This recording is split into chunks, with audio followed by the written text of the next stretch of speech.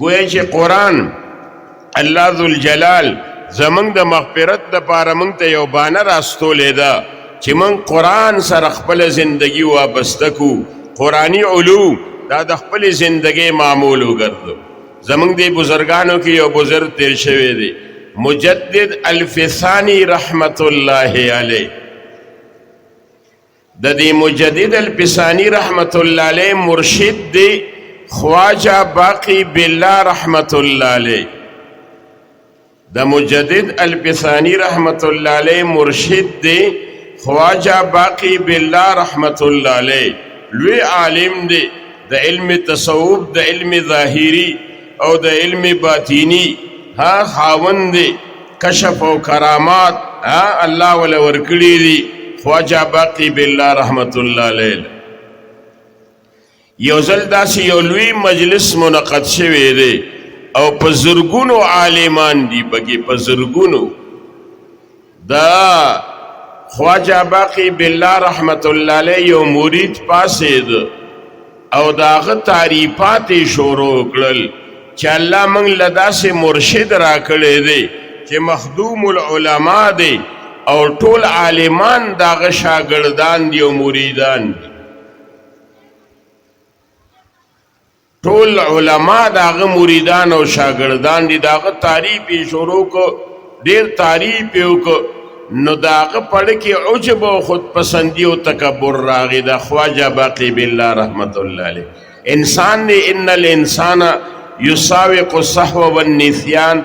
هر انسان د خطائر نه مرکب دی، هر چا نه خطائر کیږي. صرف انبیاء علیہ الصلوۃ والسلام الله معصوم ګرځولي.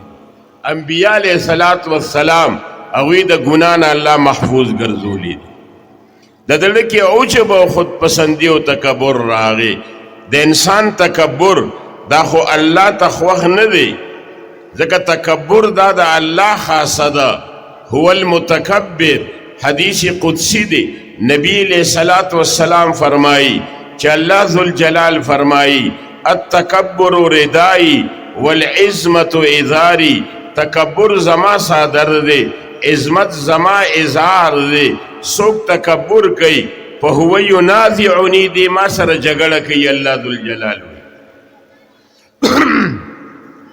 انسان پس تکبرو کی د انسان اصل سے دی دی خپل اصل تو گوری چی او نجس قطر دا د انسان اصل دی. او کلک دزل حرکت اللہ تیس کی پھر کچھ بھی نہیں. شیطان اللہ ولی ران دے درگاہو گردو چکل اللہ ورتوی چې تا آدم علیہ الصلوۃ والسلام ته ولې سجده ونکړه؟ قال ما منعک الا تسجد اذ امرتک. چې تا ته ما امر وکړ تا ولې سجده ونکړه؟ شیطان ورته سوی قال خلقتنی من نار وخلقته من طین. تا آدم علیہ السلام د خټې نه پیدا کړی دی، زه د اور نه پیدا کړی. زما اصل نورانی دی، داغه اصل ظلمانی دی. زما په اصل کې رڼا ده، داغه په اصل کې تیاره ده. زما اصل داغه د اصل نغوره دی. پکار چې ما ته سجدو کې زه ورته ولې سجدو وکړم؟ تکبر یې وکړ. تکبر عزازیل را خوار کرد، بس مغرور نہ ہو اپنے مقدر پہ اے نادان. اللہ کی نظروں میں برابر ہے سب انسان. ان اکرمکم عند اللہ اتقاکم. کوئی عزت تے دا اللہ پنیز دا پا تقوی باندے دے. خیر د خواجہ باقی بالله رحمت الله علیه لکی عجب و خود پسندی و تکبر راغی. اللہ تینا ټول علوم واغشتل. د دې علم ظاہری، علم باطینی، کشف کرامات سب ان سیچین لیا گیا. اللہ تی عرص واغشتل. خالص امی پاتشو پا اس باندے قادر نو.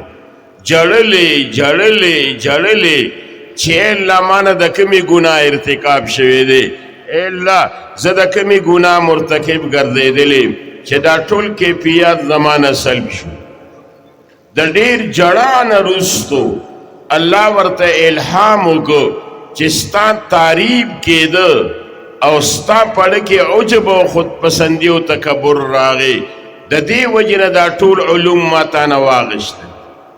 وی اللہ اس پہ علاج سوی ورته وی علاج یې دا دی چې ورشه ستا خوا کې یو مدرسه ده هلته د قرآن درس کیږي قرآنی تعلیمات پڑھاویږي چې دغه د قرآن طالبان تا ته دعا وکړي تا ته به خپل کیفیات را واپس خواجه باقی بالله رحمت الله علیه مدرسې ته راغی علوم القرآن ته راغی ټول علما پاسېدل حضرت شیخ صاحب پاسېده مفتی صاحب پاسېده مولانا صاحب ټول طالبان چیرې دا خدا مجدد الفسانی رحمت الله علیه مرشد خواجه باقی بالله رحمت الله علیه را اپا جڑا شو وی تاسو ما ولی الله غړې او قسم دی اولیاء الله په مقدس مکه تاسو یې ځکه الله ز تاسو لرا لېګلی او بیا دغه د قرآن طالبانو ته ما ته دعا وکړي خواجه باقی بالله رحمت الله علیه وی قسم دی چې کله دی طالبانو لاسونه پورته کړل لا لاسونه په مخ نور اخکلې دعا یې نه وخلاصه کړې چې هغې مجلس کې الله ذوالجلال ټول کیفیات الله ما ته را واپس کړ د چا په دعا د حافظانو طالبانو په دعا ځکه نبی علیہ السلام فرمایي حملة القرآن اولیاء الله فمن عاداهم فقد عاد الله ومن والاهم فقد والى الله او كما قال رسول الله صلی الله علیه وسلم حاملین قرآن دا د الله دوستان دي دوی سره دوستی کول الله ذوالجلال سره دوستی او دوی سره دشمنی کول الله ذوالجلال سره دشمنی کول